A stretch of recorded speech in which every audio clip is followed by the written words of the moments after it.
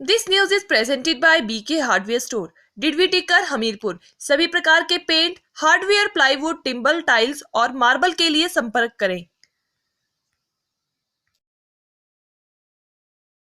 सदन में 2 मिनट का मौन रखकर किन्नौर हादसे में मृतकों को दी गई श्रद्धांजलि।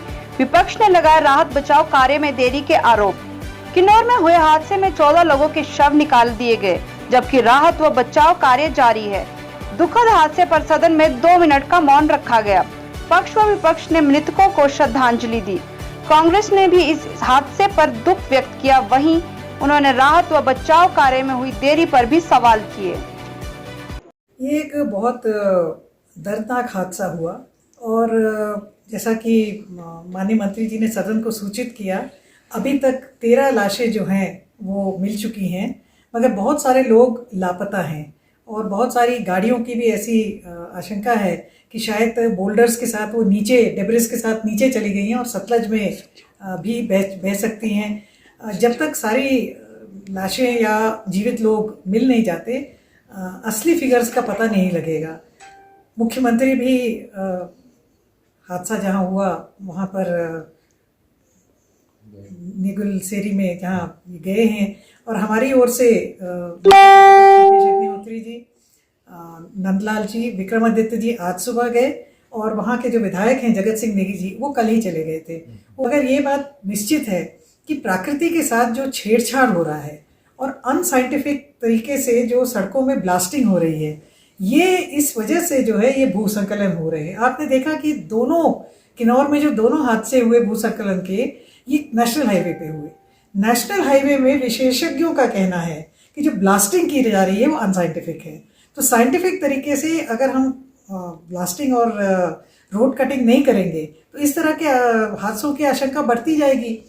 और नेशनल हाईवे पे ये हाल है किन्नौर वाले, बाकी जगहों का तो आपको पता ही है, चाहे वो चंबा है, चाहे लाहौल है, हर जगह पे इस तरह के हादसे रोज हो रहे हैं। ये यहाँ पे मौतें ज़्यादा हो गई। एक हाउस में पॉइंट आउट कर रहे थे कि मशीनरी जो है वो लेट पहुँची, जो अर्थ मूविंग मशीनरी है, क्योंकि वो नारकंडा से भेजी गई। अब जब इस बात का ज्ञान है कि फ्रेजाइल पहाड़ जो हैं वो किन्नौर वाली तरफ हैं, तो वहाँ पे नियर बाय मशीनरी स्टेशन होनी चाहिए इस नेशनल हाईवे पे। इस तरह के हादसे आप देख रहे हैं लगातार होते जा रहे हैं, ट्राइबल एरिया में लगातार होते जा रहे हैं। तो इस बात को सरकार को पहले से ही अंदेशा, अदरवाइज जो नेशनल डिजास्टर मैनेजमेंट है उसके कौन से प्रावधान को ये फॉलो कर रहे हैं। आपकी टीम जो है उसको नूरपुर से आना है, जो नूरपुर से टीम आएगी किन्नौर के लिए वो समय पे कैसे पहुंच सकती है। हो सकता है कि लापरवाही और देरी की वजह से कुछ जाने गई हों, आशंका तो है ऐसी कि अगर समय से पहुंच जाते। पहली बात तो ये है कि एनडीआरएफ की जो बटालियन या जो भी इन्होंने स्थापित किया है वो नूरपुर में है। नूरपुर कोई ऐसा क्षेत्र नहीं है जहाँ पे इस तरह की डिजास्टर आने के चांसेस हैं। तो कम से कम इनके कुछ सब यूनिट्स, कुछ जो भी है रीजनल यूनिट्स जगह जगह पे, ऐसी जगहों पे बनाना चाहिए जहाँ पे इन कैलामिटीज का ज़्यादा खतरा है। और ये ओवर द ईयर्स, कई वर्षों से जहाँ हम देख रहे हैं कि हर साल होता है, और होता कहाँ है, ये अपर एरियाज में होता है। जो इंफ्रास्ट्रक्चर है हमारे पास, जो मतलब मदद पहुंचनी चाहिए थी, अगर वो समय से पहुंचती, रेस्क्यू ऑपरेशन समय से और ज़्यादा मशीनरी के साथ पहुंचता, तो लोगों को जो है वो ज़्यादा से ज़्यादा जिंदा निकाला जा सकता था। इस बात को किस तरह से देखते हैं? आशा कुमारी जी का जो वक्तव्य विधानसभा में आया है, मेरा निवेदन जो है वो सभी आप जो चैनल के लोग हैं उस वक्तव्य को जो है देखें, और उसमें जो है वो बाहर जाकर के कोई नई बात उन्होंने जोड़ी है वो जाने। लेकिन जो चट्टाने हैं, जो पर्वत है, जो लैंडस्लाइड हुआ है, वो नेचुरल घटना है, जिसके लिए जो है किसी व्यक्ति विशेष को या दूसरे व्यक्ति को जो है वो एक्यूज़ नहीं किया जा सकता।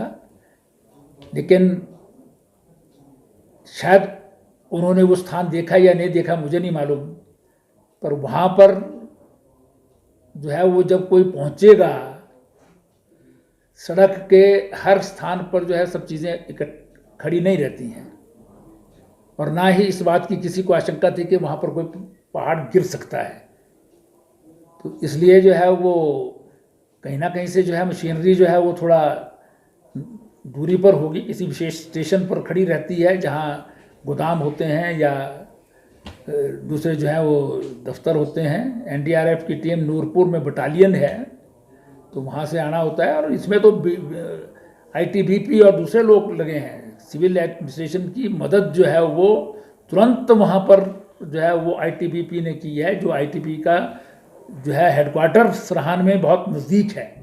इसलिए जो भी रेस्क्यू ऑपरेशन हुए हैं, जैसे ही सूचना पहुंची है और वहां से इक्विपमेंट पहुंचाया जा सकता था, तुरंत शुरू हुआ है। अच्छा, उनका जो है वो हो गई। और ऐसे में किन्नौर में दूसरा बड़ा हादसा है, रेस्क्यू ऑपरेशन हिमाचल का सबसे बड़ा रेस्क्यू ऑपरेशन इस समय वहाँ पर चल रहा है। ऐसे में ये मांग कर रहे हैं कि इस ओर भी राज्य सरकार को देखना चाहिए कि एनडीआरएफ की तैनाती जो है वो अन्य जिलों में भी जो है वो हो, ताकि अगर इस तरह से कोई नेचुरल, शायद आशा कुमारी जी को जो है जानकारी नहीं है कि ये एनडीआरएफ का जो है वो एक ही कैंप है हिमाचल में, और ये भारतीय जनता पार्टी की सरकार द्वारा जो है वहाँ पर मंजूर करवाया गया है।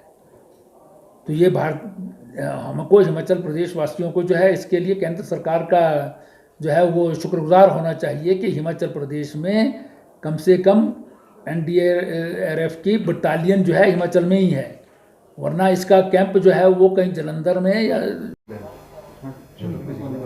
सदन में आपने वक्तव्य दिया है किन्नौर हादसे को लेकर, क्या कहा है?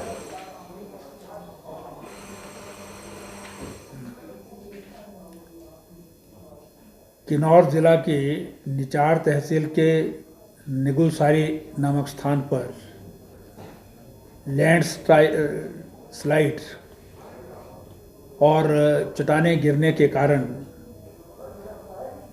कल यानी 11 अगस्त 2021 को एक बहुत बड़ा हादसा हो गया। ये नेशनल हाईवे नंबर 5 है और इस स्थान पर लोग, विशेष रूप से सैलानी लोग जो हैं वो खड़े होकर के पर्वत इत्यादि भी जो है वहाँ से देखते थे। उस हादसे में लैंडस्लाइड के कारण जो है वो एचआरटीसी की बस जो रिकांगपिओ से हरिद्वार जा रही थी, अल्टो गाड़ी, एक बोलेरो सुमो गाड़ी और एक ट्रक, टिपर, ऐसे और भी वाहन हो सकते हैं जो मलबे के नीचे जो है वो दब गए, या कुछ जो है वो संभावना ये है कि भी बह करके सतलुज में चले गए होंगे। इस हादसे में जो कल 12:30 बजे के करीब हुआ था, अभी तक 14 लोगों की डेथ जो है वो डेड बॉडीज मिली हैं, जिसके आधार पर 14 लोग और 13 इंजर्ड हैं, जो भाभानगर जो है सिविल हॉस्पिटल वहाँ पर उपचाराधीन है। कल ही रेस्क्यू ऑपरेशन जो है वो प्रारंभ कर दिया गया था। डिप्टी कमिश्नर किन्नौर, पुलिस अधीक्षक किन्नौर के नेतृत्व में, जिसमें पुलिस के जवान, आईटीबीपी का भी हेडक्वार्टर सरहान में है जो नज़दीक है, वहाँ पर उनके जवान इसमें जो है रेस्क्यू ऑपरेशन में लगे हैं, और एनडीआरएफ की टीम्स भी इस रेस्क्यू ऑपरेशन में जो है, आईटीबीपी का भी हेडक्वार्टर सरहान में है जो नज़दीक है, वहाँ पर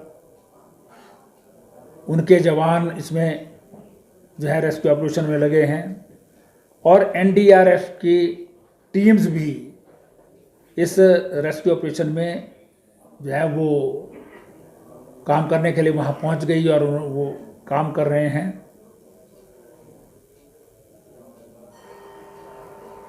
इसमें जो है वो जो डेड बॉडीज मिली हैं और इंजर्ड मिले हैं, उसके अलावा संभावना ये भी हो सकती है कि कुछ और भी लोग हों और गाड़ियां जो टेस्ट नहीं हो रही हैं उनकी संभावना ये लगाई जा रही है कि वो, क्योंकि सतलुज बहती है नदी, उसमें जो है वो बह गई हों।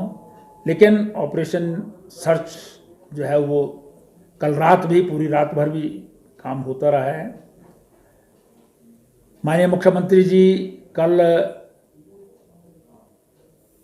साइट पर जा रहे थे, लेकिन अनाडेल हेलीपैड से वापस आना पड़ा, क्योंकि ख़राब मौसम के कारण जो है वो जो चॉपर्स उत्तराखंड से, हरियाणा से या आर्मी के जो है मंगाए गए थे वो लैंड नहीं हो पाए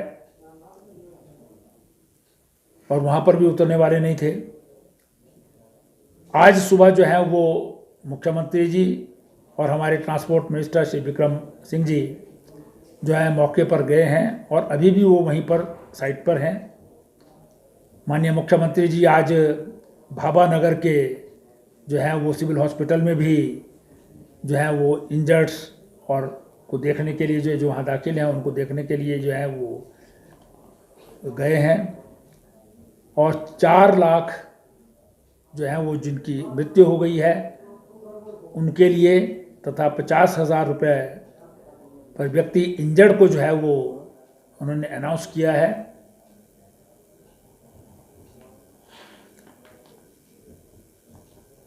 इस घटना के जो है वो देखने के लिए कुछ और भी अन्य विधायक इत्यादि जो है वहाँ पर गए हैं।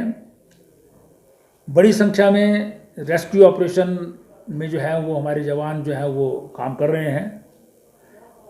कल ही माननीय प्रधानमंत्री जी, माननीय गृह मंत्री जी और हिमाचल से राज्यसभा के सांसद तथा भारतीय जनता पार्टी के राष्ट्रीय अध्यक्ष श्री जगत प्रकाश नड्डा जी का भी माननीय मुख्यमंत्री जी को संदेश। हेलो दोस्तों, नमस्कार। मेरा नाम रमेश शर्मा है और मैं जीवन उत्साह न्यूज का मुख्य संपादक हूं। पिछले 2 वर्षों में हिमाचल के अलग अलग जिलों में काम करते हुए हम इस चैनल को आगे बढ़ा रहे हैं। अगर आपने हमें चैनल को सब्सक्राइब नहीं किया है तो आप प्लीज सब्सक्राइब कीजिए। मैं आपको विश्वास दिलाता हूं आप निराश नहीं होंगे। भले आप 1 महीना इस चैनल को फॉलो करके देखिए, आपको मिलेंगे यहाँ जागरूकता से जुड़ी हुई वीडियो और आपके परिवार, आपके समाज से जुड़ी हुई वीडियो। सर्च कीजिए जीवन उत्साह न्यूज फेसबुक पे और यूट्यूब।